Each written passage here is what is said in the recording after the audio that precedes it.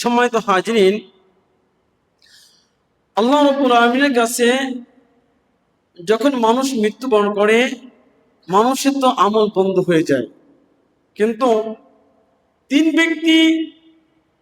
তিন শ্রেণীর মানুষ যারা মৃত্যুর পরেও তাদের কবরের ভিতরে নেকি পাইতে থাকবে, সাদকায়ে জারিয়া। হাদিস মোতাবেক 1 নম্বর হলো এই ব্যক্তি যে দুনিয়ার মাঝে দান করে গিয়েছে, দানের অবদান রেখে গিয়েছে, মসজিদ নির্মাণ করেছে, মানুষের চলার জন্য রাস্তার ব্যবস্থা করে দিয়েছে,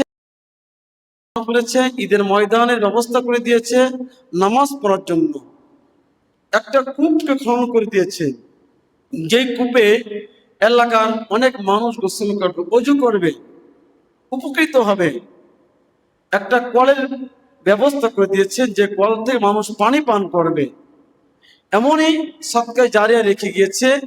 এমনই সদকায়ে জারিয়া রেখে যদি দুনিয়াতে বিদায় নিয়ে যায়, সে মৃত্যুর পরেও কবরের সদকায়ে জারিয়ার অংশ নেকি পাইতেই থাকবে। 1 নম্বর।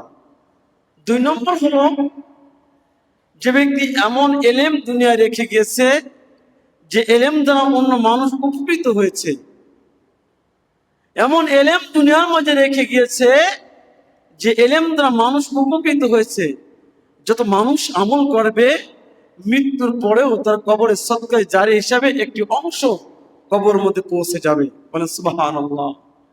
3 নম্বর হলো এমন সন্তান রাখছো বান্দা, এমন নেক সন্তান রেখে গিয়েছো, মা মারা গেছে, বাবা মারা গেছে, নেক সন্তান আমল করবে, আর আমলের অংশটা আব্বা আম্মার কবরের মধ্যে সদকায়ে জারিয়া হিসেবে পাইতে থাকবে।